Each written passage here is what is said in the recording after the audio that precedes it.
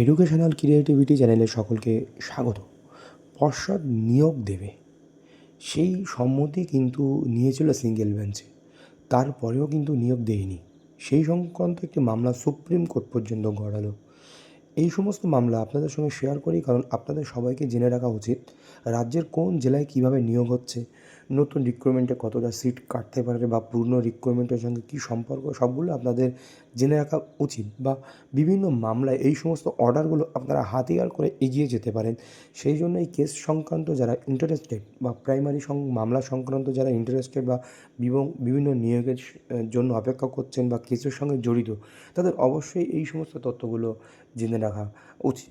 যে এটি মালদা ডিপিএসসির নিয়োগ, যেখানে পর্ষদ সিঙ্গেল বেঞ্চে রাজি হয়েছিল নিয়োগ দেওয়ার জন্য, কিন্তু পর্ষদ ডিভিশন আপিল করে, সেখানে পর্ষদ হেরে যায়। আবার এটি সুপ্রিম কোর্ট হয়, সেখানে সুপ্রিম কোর্টেও পিটিশনারদের পক্ষে যাওয়ার মতো একটি অবস্থাই বলা যেতে পারে।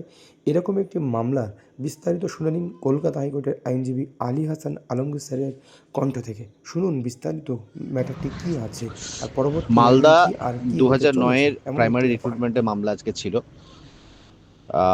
এই মামলাতে আগের দিনকে নোটিশ ইস্যু হয়েছিল, মানে আগে রেসপন্ড পার্টিরা আজকে অ্যাপিয়ার করেছিল।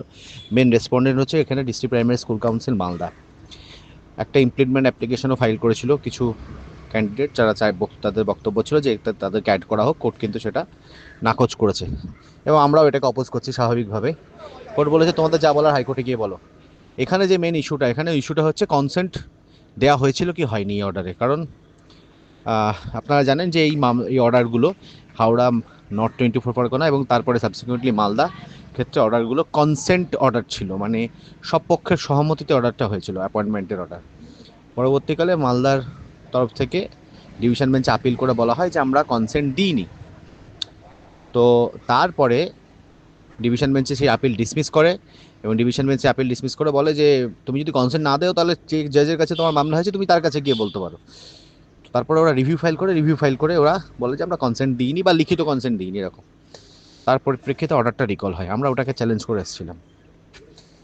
এবার যেটা ব্যাপার সেটা হচ্ছে যে সুপ্রিম কোর্টের বলছে যে আমরা এই কন্ট্রোভার্সিটারই নিষ্পত্তি করব যে কনসেন্ট দেওয়া হয়েছিল কি হয়নি এরা, এবং বাকি দুটো জেলার সপক্ষে যেহেতু দেওয়া হয়েছিল তাহলে আমাদের ক্ষেত্রে কেন, মানে মালদার ক্ষেত্রে কেন এরকম বৈষম্য করা হচ্ছে। তো গতদিনকে শুনানি এর উপরেই হয়েছিল, আজকেও তাই হয়েছে। কিছু অ্যাডিশনাল ডকুমেন্ট সুপ্রিম কোর্ট দেখতে চেয়েছে এই পুরো প্রসেসটা সংক্রান্ত, সেটা বাই ওয়ে অফ ফাইলিংয়ে ইমপ্লিমেন্ট অ্যাপ্লিকেশন আমরা সেগুলো দিয়ে দেবো।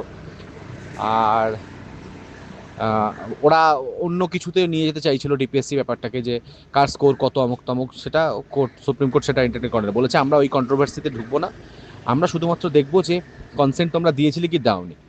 তো এই হচ্ছে ইস্যু। ভালো হিয়ারিং হয়েছে খুব, এবং আগামী 20 জানুয়ারি মামলাটা আবার আছে।